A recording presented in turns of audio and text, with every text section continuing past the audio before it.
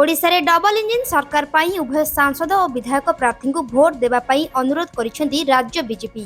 छड़ा प्रधानमंत्री कार्यक्रम में अधिक संख्यार जोग देबा सह विभिन्न केंद्रीय योजनार सुफल विषय रे साधारण भोटर को कही सेमानक आशीर्वाद पाइबा पाई चेष्टा करा जाउछि बोली महांगा निर्वाचन मंडलीर निश्चिंत कोइली ठारे एक सांबादिक सम्मेलन रे राज्य बीजेपी नेता कहिसेंती।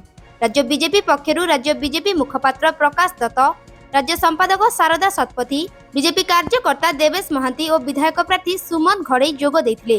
या छड़ा ओडिशार परिचय नवीन शीर्षक विज्ञापन को मध्य घोर विरोध करिसेंती राज्य बीजेपी नेता।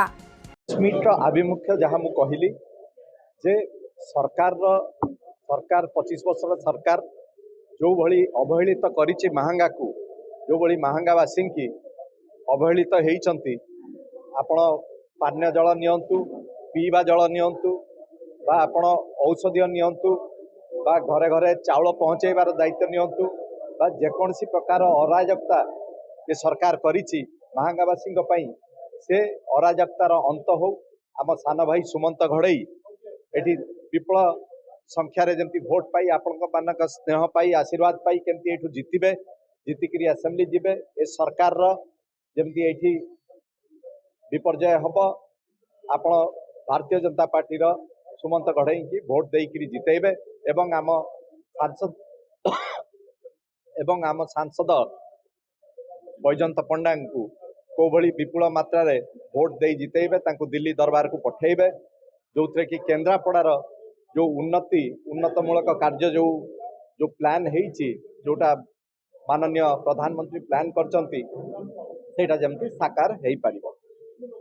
जो कथा कहलु एक्चुअली ओडिशा रे महांगारे जो भली भाव में अराजकता, भ्रष्टाचार, दुर्नीति, हत्या ये चली तो तार केमती अंत हम, तार समस्यार समाधान होची नरेंद्र मोदी को ग्यारंटी। तो ये बीजेपी सरकार तो सही कथा को आगू नहीं जाए आमर लोकप्रिय प्रिय प्रधानमंत्री सम्माननीय आमर नरेंद्र मोदी जी केन्द्रापड़ा आसुचंती। से परिप्रेक्षी रे आमे समस्त महांगा अधिवासी मान को निवेदन करछु से कार्यक्रम रे जोग देबा, यशस्वी प्रधानमंत्री को कार्यक्रम को सफल करबा एवं महांगार एवं केन्द्रापड़ा रे भारतीय जनता पार्टी को विपुल जनसमर्थन देगी विजय प्राप्त करबा, ओडिशा रे सरकार परिवर्तन करी भारतीय जनता पार्टी सरकार करबा, विकास रो एक नुआ धारा को हमें छुबा।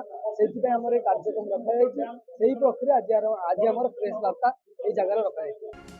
निश्चिंत कोइलीरू आदित्य नारायण सरणी का रिपोर्ट, रियो न्यूज।